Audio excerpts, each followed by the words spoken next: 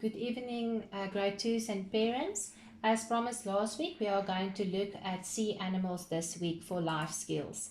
So if we look at the ocean and in which layers, the ocean is divided into a few layers. And we are going to look at the two layers that have interest in, and that is the upper layer of the ocean, and there you will find most sea life, because that is where the sun warms the water. So you will find a lot of sea creatures and also plants, because the heat of the sun, they also need the heat of the sun to survive. So there is many smaller habitats then in that upper layer of the ocean.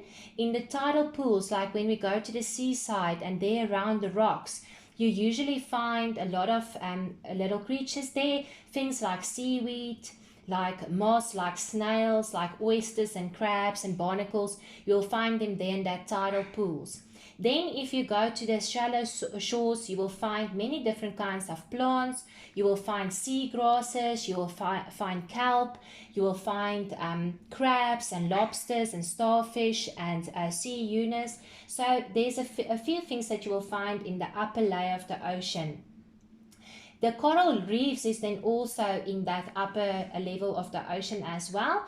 And in the coral reefs, you will find brightly colored fish, you will find eels, you will find starfish, crabs, octopuses, mollusks, and sea anemones. And then you must remember now that all these animals and things that grows in the sea, they love the salt water. If we look at the freshwater animals, freshwater means there's no salt in it. But all these animals, they need the salt in the water of the sea. Then if we look in the middle layer of the ocean, you will find that it is dark there, because the sunlight can't reach the middle layer of the ocean. And there you will find a little plant growth, because the sun can't reach that layer of the ocean. There's little plants that grow there. But you will find sea creatures like sharks and jellyfish and whales and tuna fish, swordfishes, squid and dolphins that stays there. So that is the two layers that's important for us about from the ocean. And there's a couple of animals that are already named here, that is the sea animals. Then if we look at the creatures that lives at the polar waters, now that is where it's very cold, and there's a few of them like the beluga whale and ice fish and krill. That is food for the whales. And so the orca whales and then the sperm whales, they love the cold water, so they always stays near the poles. Then in the temperate waters, that is water that's a little bit more, warmer, you will find your crabs and haddock fish and lobsters and mussels and salmon and swordfish and shrimp, and they love the little bit warmer water. Then in the tropical waters, you will find the clownfish, you will find green turtles, you will find your octopus, you will find your sea cucumbers and seahorses and sharks and stingrays, all of them near the tropical waters. And then in the deep, very deep parts of the sea, you will find your lanternfish, because it's so dark there, they need to have light. Then viper fish and your football fish. So that kinds of animals that we don't really always know about, they stay in the very deep parts of the sea.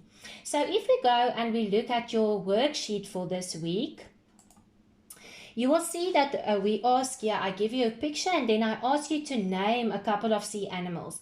And you can look on the picture for some clues, but you can also go back to the video and go and listen to the animals that is named there. And you name 6 animals there for me. Then the most important part here is to know now the difference between a freshwater animal and then a saltwater animal. Remember now again, the freshwater animals doesn't like the salt in the water, and then the saltwater animals is like your sea animals. So there you have all the animals that they give you, and you must simply go write. If a shark is a saltwater animal, you go write it underneath saltwater animals. If a Duck is a freshwater animal, you go write it underneath there. So that is basically what we want you to know by now. You must be able to distinguish between your freshwater animals and your saltwater animals. I hope you guys are done with your work for this week, that you will have a lovely weekend, and it seems like we are almost going to see each other at school. Have a lovely day. Bye.